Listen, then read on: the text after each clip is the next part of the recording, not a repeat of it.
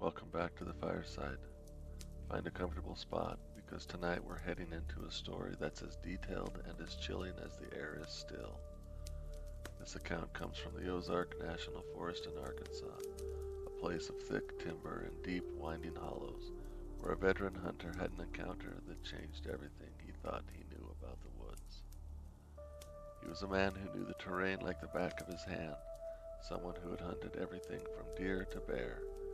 This particular day in October 2002, he was simply after squirrels, with nothing but a borrowed .22 rifle and a quiet walk ahead of him. He drove his truck into a hollow between Mackwood Mountain and McConnell Ridge and started his hunt up an old, unmaintained forest road. It didn't take long for him to notice something strange. He saw a live cedar tree on the left side of the road, its trunk broken clean off about 8 feet up, twisted and bent to the center of the road. It looked like something had just snapped it in half. He hadn't seen it broken on his last visit, and there hadn't been any strong winds. He stood there puzzled for a moment before moving on. Just 25 yards later, he saw another cedar tree broken in the exact same way, with its top pointing in the same direction. He was a man who understood the forest, but this made no sense. He couldn't shake the oddness of it as he moved on, trying to focus on his hunt. For the next 30 minutes, he was preoccupied getting in a few good shots at squirrels, but as dusk began to settle, a different kind of quiet fell over the woods. The normal sounds of birds, especially the big woodpeckers, and the usual buzz of insects just stopped. It was a silence so complete it felt wrong. Just then he heard a loud thump, then another, and another. 3 or 4 solid, deliberate knocks on a hollow tree coming from behind him, from the direction of his truck. He immediately thought someone was messing with his vehicle. His heart began to pound. He turned and started back down toward the road at a fast pace. He was about 150 yards from his truck when he heard a soft grunt from the woods to his left. He froze, looking in the direction of the sound. Through a thin veil of brush, he saw it. A large figure, a few dozen yards away, crouched on its haunches, with its arms stretched down to the ground in between his knees. He first thought it was a bear, but quickly realized it was nothing of the sort. This creature was covered in reddish-brown hair. Its arms were long, its hands were balled into fists, and it was slowly rocking side to side, making short, grunting, and clicking sounds. It had a conical head, no visible neck or ears, and it was staring directly at him. An overwhelming primal fear washed over him.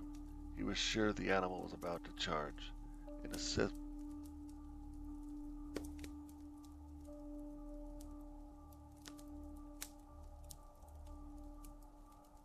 An overwhelming primal fear washed over him. He was sure the animal was about to charge.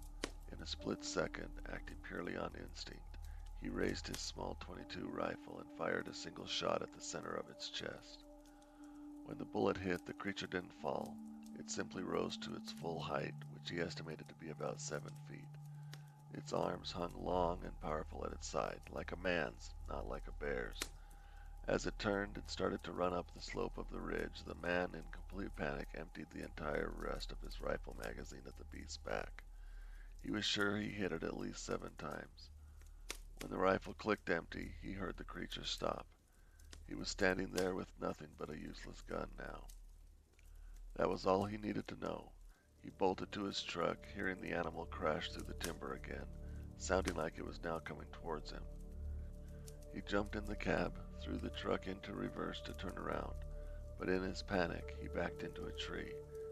In his haste to go forward, he hit another. He finally got the truck turned around and sped out of that hollow as fast as the vehicle would go. He never saw the creature again, but the encounter had him rattled to his core. Later, he made the mistake of telling some coworkers about it, and they laughed at him. He stopped talking about it for years, but he knows what he saw, he knows what he smelled, and he knows what he escaped. He's never gone back to that hollow again. This tale serves as a chilling reminder that there are still things in our forests we can't explain. So what do you think happened that night?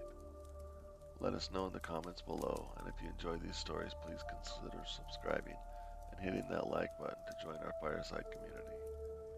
If you have an encounter you'd like to share, reach out to us at chickenskinfireside@gmail.com. And in the meantime, stay safe out there.